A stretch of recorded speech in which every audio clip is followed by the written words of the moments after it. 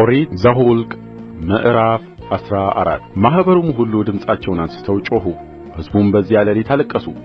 የእስራኤልም ልጆች ሁሉ በሙሴና በአሮን ላይ አጕረመረሙ። ማኅበሩም ሁሉ በግብፅ ምድር ሳለን ምነው በሞትን ኖሮ፣ ወይም በዚህ ምድረ በዳ ምነው በሞትን ኖሮ! እግዚአብሔርም በሰይፍ እንሞት ዘንድ ወደዚች ምድር ለምን ያገባናል? ሴቶቻችንና ልጆቻችን ምርኮ ይሆናሉ፣ ወደ ግብፅም መመለስ አይሻለንምን? አሉአቸው። እርስ በርሳቸውም ኑ አለቃ ሾመን ወደ ግብፅ እንመለስ ተባባሉ። ሙሴና አሮንም በእስራኤል ልጆች ጉባኤ ፊት በግምባራቸው ወደቁ። ምድርንም ከሰለሉት ጋር የነበሩት የነዌ ልጅ ኢያሱና የዮፎኒ ልጅ ካሌብ ልብሳቸውን ቀደዱ። ለእስራኤልም ልጆች ማኅበር ሁሉ ዞረን የሰለልናት ምድር እጅግ መልካም ናት። እግዚአብሔር ከወደደን ወተትና ማር ወደምታፈስሰው ወደዚች ምድር ያገባናል፣ እርስዋንም ይሰጠናል። ነገር ግን በእግዚአብሔር ላይ አታምፁ፣ እንደ እንጀራም ይሆኑልናልና የምድሪቱን ሰዎች አትፍሩ፣ ጥላቸው ከላያቸው ተገፍፎአል፣ እግዚአብሔርም ከእኛ ጋር ነው፣ አትፍሩአቸው ብለው ተናገሩአቸው። ማኅበሩ ሁሉ ግን በድንጋይ ይወግሩአቸው ዘንድ ተማከሩ። የእግዚአብሔርም ክብር ለእስራኤል ልጆች ሁሉ በመገናኛው ድንኳን ተገለጠ። እግዚአብሔርም ሙሴን ይህ ሕዝብ እስከ መቼ ይንቀኛል? በፊቴስ ባደረግሁት ተአምራት ሁሉ እስከ መቼ አያምንብኝም? ከርስታቸው አጠፋቸው ዘንድ በቸነፈር እመታቸዋለሁ፣ አንተንም ከእነርሱ ለሚበዛና ለሚጠነክር ሕዝብ አደርግሃለሁ አለው። ሙሴም እግዚአብሔርን አለው፣ ግብፃውያን ይሰማሉ፣ ይህን ሕዝብ ከመካከላቸው በኃይልህ አውጥተኸዋልና ለዚህችም ምድር ሰዎች ይናገራሉ። አንተ እግዚአብሔር በዚህ ሕዝብ መካከል እንደ ሆንህ ሰምተዋል። አንተም አቤቱ ፊት ለፊት ተገልጠሃል፣ ደመናህም በላያቸው ቆመዋል። በቀንም በደመና ዓምድ በሌሊትም በእሳት ዓምድ በፊታቸው ትሄዳለህ። ይህን ሕዝብ እንደ አንድ ሰው ብትገድል ዝናህን የሰሙ አሕዛብ እግዚአብሔር ይህን ሕዝብ ወደ ማለላቸው ምድር ያገባቸው ዘንድ አልቻለም፣ በምድረ በዳ ገደላቸው ብለው ይናገራሉ። አሁንም እባክህ እግዚአብሔር ታጋሽና ምሕረቱ የበዛ አበሳንና መተላለፍን ይቅር የሚል ኃጢአተኞችንም ከቶ የማያነጻ የአባቶችን ኃጢአት እስከ 3 እና እስከ 4 ትውልድ ድረስ በልጆች ላይ የሚያመጣ ነው ብለህ እንደ ተናገርክ የጌታ ኃይል ታላቅ ይሁን።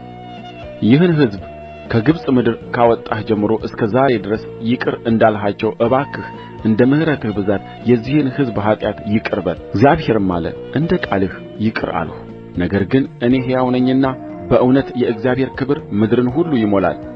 በግብፅ ምድርና በምድረ በዳ ያደረግሁትን ተአምራቴን ክብሬን ያዩ እነዚህ ሰዎች ሁሉ 10 ጊዜ ስለ ተፈታተኑኝ ነገሬንም ስላልሰሙ በእውነት ለአባቶቻቸው የማልሁላቸውን ምድር አያዩም።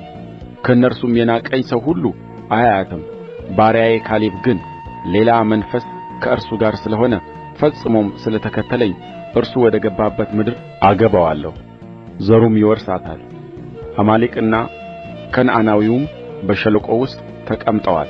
በነጋው ተመልሳችሁ በኤርትራ ባሕር መንገድ ወደ ምድረ በዳ ሂዱ። እግዚአብሔርም ሙሴንና አሮንን እንዲህ ብሎ ተናገራቸው፣ የሚያጕረመርምብኝን ይህን ክፉ ሕዝብ እስከ መቼ እታገሠዋለሁ?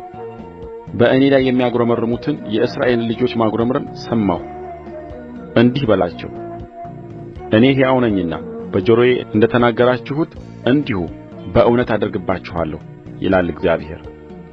በድኖቻችሁ በዚህ ምድረ በዳ ይወድቃሉ። የተቈጠራችሁ ሁሉ እንደ ቍጥራችሁ ከ20 ዓመት ጀምሮ ከዚያም በላይ የሆነ ሁሉ እናንተ ያጕረመረማችሁብኝ ከዮፎኒ ልጅ ከካሌብና ከነዌ ልጅ ከኢያሱ በቀር በእርስዋ አስቀምጣችሁ ዘንድ እጄን ዘርግቼ ወደ ማልሁላችሁ ምድር በእውነት እናንተ አትገቡም። ምርኮኛ ይሆናሉ ያልኋቸውን ልጆቻችሁን እነርሱን አገባቸዋለሁ። እናንተም የናቃችኋትን ምድር ያውቃሉ። እናንተ ግን በድኖቻችሁ በዚህ ምድረ በዳ ይወድቃሉ። ልጆቻችሁም በምድረ በዳ 40 ዓመት ይቅበዘበዛሉ።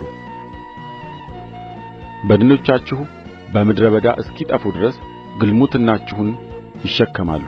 ምድሪቱን በሰለላችሁበት ቀን ቍጥር 40 ቀን፣ ስለ አንድ ቀንም 1 ዓመት ኃጢአታችሁን 40 ዓመት ትሸከማላችሁ።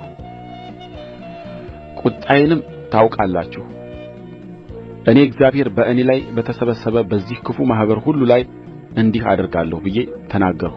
በዚህ ምድረ በዳ ያልቃሉ።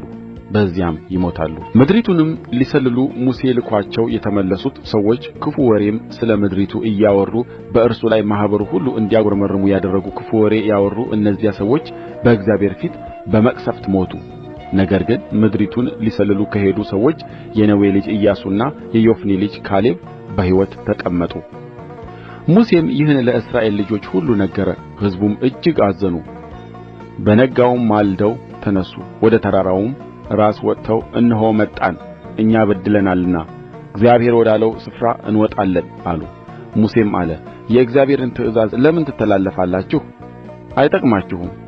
እግዚአብሔር በእናንተ መካከል አይደለምና በጠላቶቻችሁ ፊት እንዳትወድቁ አትውጡ። አማሌቃዊና ከነዓናዊ በፊታችሁ ናቸውና በሰይፍ ትወድቃላችሁ። እግዚአብሔርን ከመከተል ተመልሳችኋልና እግዚአብሔር ከእናንተ ጋር አይሆንም። እነርሱ ግን ወደ ተራራው ራስ ሊወጡ ደፈሩ። ነገር ግን የእግዚአብሔር ቃል ኪዳን ታቦትና ሙሴ ከሰፈሩ አልተነሱም።